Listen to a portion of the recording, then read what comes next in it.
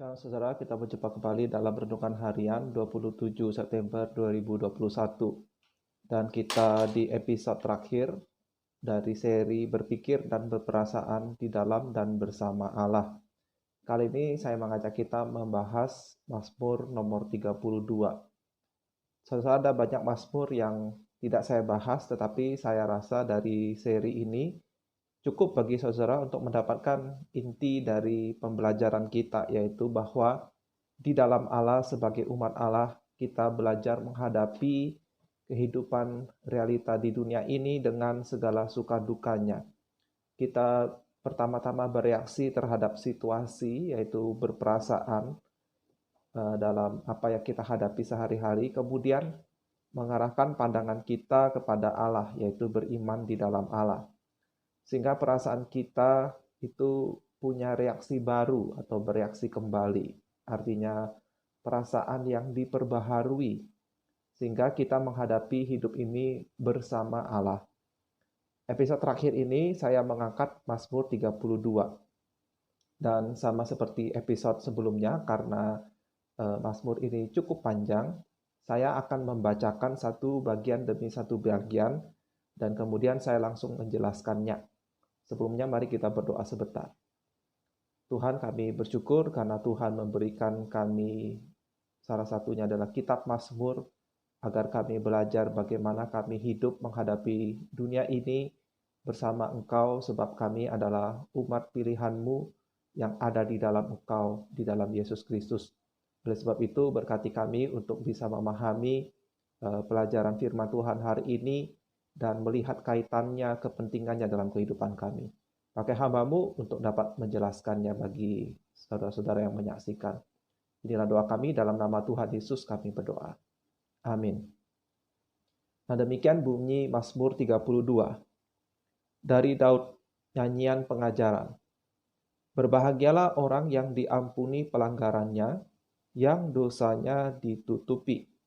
Berbahagialah manusia yang kesalahannya tidak diperhitungkan Tuhan dan yang tidak berjiwa penipu. Ya, ini bagian yang pertama. Saudara, salah satu ciri khas literatur orang Ibrani adalah apa yang kemudian disebut sebagai paralelisme, yaitu satu hal dinyatakan dua kali, bahkan bisa tiga kali, dalam cara yang serupa tetapi berbeda.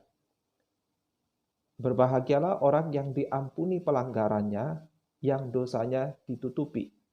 Lalu diulangi di kalimat berikutnya, berbahagialah manusia yang kesalahannya tidak diperhitungkan Tuhan.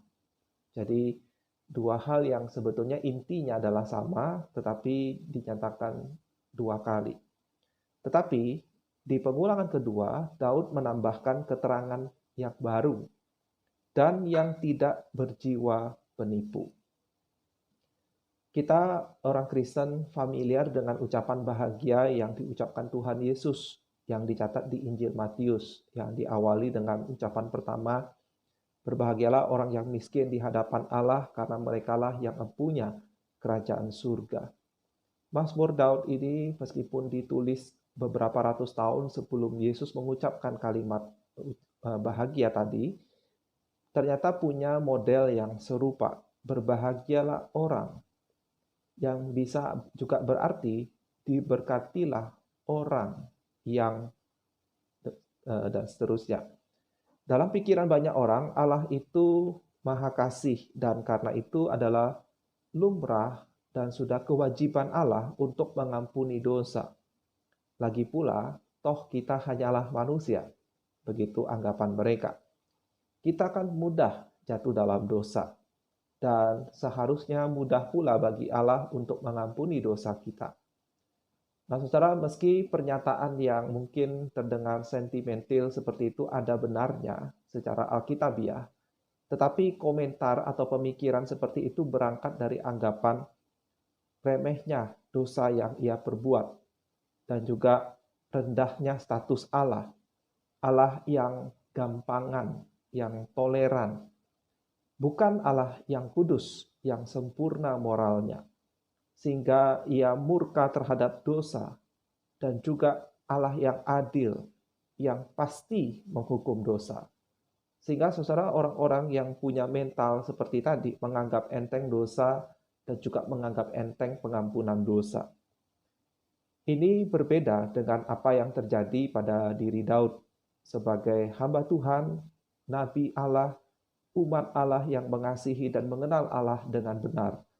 Ia tahu bahwa dosanya adalah masalah yang serius. Ia tahu murka Allah itu sangat-sangat serius. Tidak hanya ia khawatir akan penghukuman atas dosanya, tetapi ia juga gelisah karena ia tahu dosa itu melukai hati Tuhan, yakni menodai kekudusannya, dalam arti menghina karakternya. Itulah sebabnya di bagian kedua, dia berkata seperti ini. Selama aku berdiam diri, tulang-tulangku menjadi lesu, karena aku mengeluh sepanjang hari.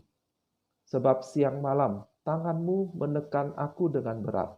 Sumsumku menjadi kering seperti oleh teriknya musim panas. Kemudian ada Sela di situ.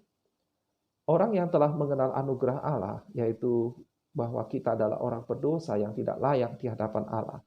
Namun anugerah Allah itu mencari kita, bahkan bisa kita memakai istilah memburu kita, menyingkapkan kesalahan kita, seolah Allah itu berkata, "Aku tahu apa yang kau perbuat, sebab engkau melakukannya di hadapanku.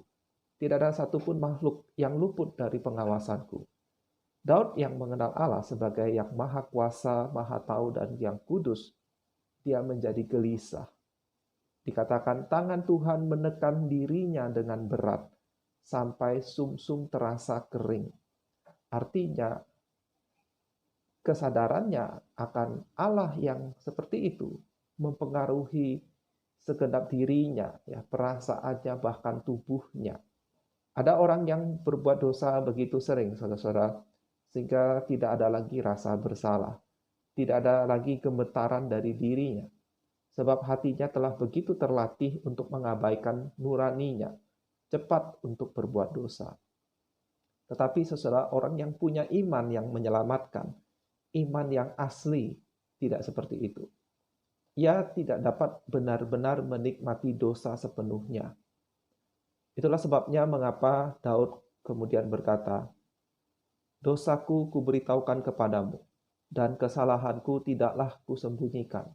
Aku berkata, aku akan mengaku kepada Tuhan pelanggaran-pelanggaranku, dan engkau mengampuni kesalahan karena dosaku." Kemudian ditambahkan Sela di situ. Perhatikan saudara, di awal tadi ada Sela, di bagian kedua ini juga ada Sela. Menunjukkan adanya gejolak jiwa, keputusan yang kemudian mengubah situasi. Seolah Daud berkata, aku tidak mau berbohong kepada Tuhan. Aku menceritakan apa adanya. Aku akan mengaku kepada Tuhan pelanggaran-pelanggaranku. Semua pelanggaranku yang aku ingat, yang aku sadari, aku mengakuinya. Dan apa hasilnya, saudara? Engkau mengampuni kesalahan karena dosaku. Sela atau jeda. Berarti ada sebuah perubahan yang dramatis, yaitu dimulai dengan kejujuran. Banyak orang beriman di sepanjang sejarah mendapati bahwa ini memang merupakan salah satu makna dari undangan Tuhan Yesus terhadap orang yang letih lesu dan berbeban berat. Mari datang kepadanya. Artinya datang mengakui segala dosa. Maka beban berat letih lesu karena menyadari dia adalah orang berdosa, maka beban itu Yesus angkat dari dirinya. Sebab dosanya itu telah diampuni. Yesus menanggung semua hukuman dosanya. Maka datanglah kepada dia. Nah saudara, meskipun Raja Daud tidak mengenal Yesus secara langsung, sebab Yesus baru lahir beberapa ratus tahun kemudian setelah dia hidup. Tetapi teologi Perjanjian Lama sebenarnya telah menubuatkan tentang Mesias itu, juru selamat yang akan menghapus dosa, yang setiap tahun mereka rayakan, ya, umat Israel rayakan lewat persembahan kurban penghapus dosa, lewat seekor lembu atau lembu yang disembelih untuk menggantikan mereka. Jadi saudara, keselamatan karena iman saja kepada Allah yang mengampuni dosa lewat kurban pengganti, itu bukanlah ajaran yang sama sekali baru muncul di Perjanjian Baru, melainkan telah diajarkan dan dipraktikkan bahkan di sejak Perjanjian Lama. Dan Daud memahami itu. Dia sadar dia diampuni karena imannya, bukan karena perbuatannya. Dan ia bersyukur, sangat-sangat bersyukur, berubah dari perasaan tertekan menjadi berbahagia. Ia kemudian mengambil pengalaman dirinya itu sebagai kesempatan untuk mengajar umat Israel. Itulah sebabnya di awal Mazmur ini disebut sebagai Mazmur pengajaran. Lalu saya lanjutkan ayat 6. Sebab itu, hendaklah setiap orang saleh berdoa kepadamu, selagi engkau dapat ditemui. Sesungguhnya pada waktu banjir besar terjadi, itu tidak melandanya. Engkaulah persembunyian bagiku, terhadap kesesakan engkau menjaga aku.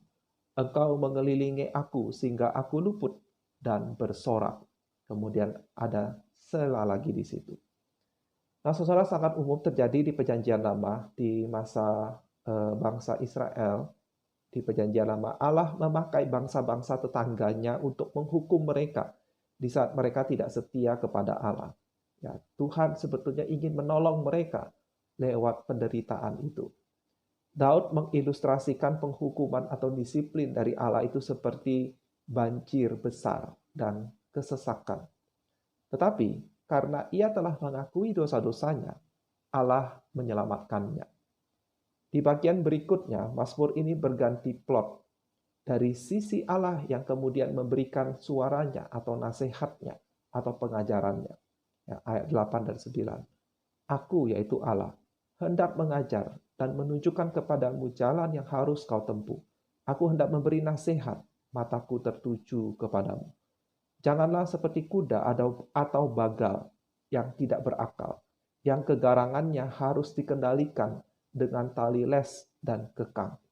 Kalau tidak, ia tidak akan mendekati engkau. Nah, saudara, kita juga melihat adanya paralelisme di situ. Aku hendak mengajar dan menunjukkan jalan yang harus kau tempuh. Diulangi, aku hendak memberi nasihat. Berarti perkataan Tuhan ini adalah sesuatu yang harus kita simak, perkara yang serius. Tuhan seperti berkata, dengarkan aku baik-baik. Dengarkan aku. Kira-kira seperti itu maksud Tuhan. Mataku itu tertuju padamu. Dan inilah yang memang membuat Daud tidak tahan untuk tidak mengakui dosa-dosanya. Mata Tuhan itu tertuju kepadaku pada waktu aku berbuat ini dan berbuat itu. Aku begitu bodoh waktu melakukannya. Sungguh tidak masuk akal mengapa aku melakukannya. Aku tahu Allah melihat, tetapi aku masih melakukannya. Jadi aku tidak tenang. Tidak akan tenang sampai mengaku dan berharap pada pengampunan Allah. Tuhan berkata, jangan seperti kuda atau bagal yang tidak berakal, ya, yang tidak punya nalar. Sebetulnya kalau kita pikir baik-baik, kita seperti itu waktu berbuat dosa. Padahal kita sebagai orang percaya tahu Allah melihat, tapi tetap karena kegarangan kita melakukan apa yang kita tahu salah. Itu sebabnya Tuhan berkata, jangan seperti itu, yang harus dikenakan tali atau kekang. Kalau tidak seperti itu, kuda itu tidak akan menuruti tuannya. Nah, saudara, salah satu selebriti dunia yang saya sukai adalah seorang ahli anjing ya, bernama Cesar Millan. Dia adalah ahli perilaku anjing yang menolong banyak orang yang kesulitan dalam mengatur perilaku anjing peliharaannya. Dan yang paling menarik menurut saya dari Cesar Millan ini adalah bahwa semua anjingnya yang dia pelihara banyak sekali ya, belasan, tidak satu pun dari anjing miliknya yang benar-benar butuh tali kekang. Ya, dia bisa mengajak semua anjing miliknya berjalan-jalan dimanapun, ya, di tempat terbuka, bahkan bertemu anjing-anjing lain yang perilakunya tidak menentu, termasuk bertemu anjing pasien yang perilakunya perlu dikoreksi. Ia bisa membawa mereka bertemu anjing pasien itu tanpa tali. Ya. Bahkan di dalam salah satu episodenya, dia membawa 2 ekor bebek peliharaannya untuk menterapi 3 ekor anjing pitbull yang bermasalah. Dan apakah saudara menebaknya? Ia mengajak bebek-bebeknya itu berlari-lari mengikuti mereka tanpa tali. Ya, ketika saya melihat itu, wah, ini orang memang hebat. Ya, nah saudara, ketika saya melihat itu dan membaca ayat perkataan Tuhan ini, saya membayangkan betapa bahagianya Tuhan kita. Kalau bisa menggembalakan kita tanpa harus mengekang kita dengan tali. Kita dibiarkan bebas berlari, tetapi kita tidak pernah ingin jauh daripadanya.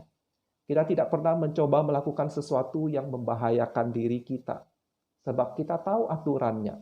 Kita percaya firman-Nya itu baik.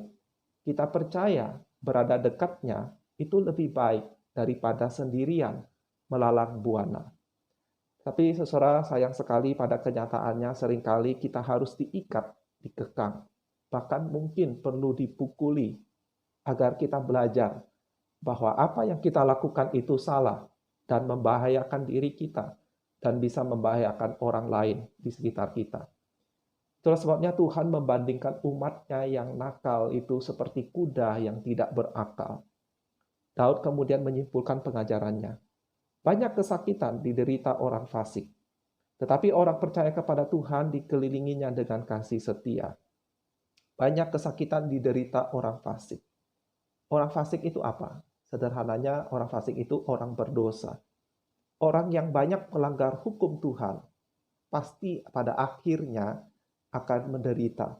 Mungkin ada yang langsung mengalami efeknya, tetapi mungkin ada juga yang sekarang masih baik-baik saja, masih happy-happy saja, tetapi jangan terlalu cepat senang, sebab Tuhan mengawasi.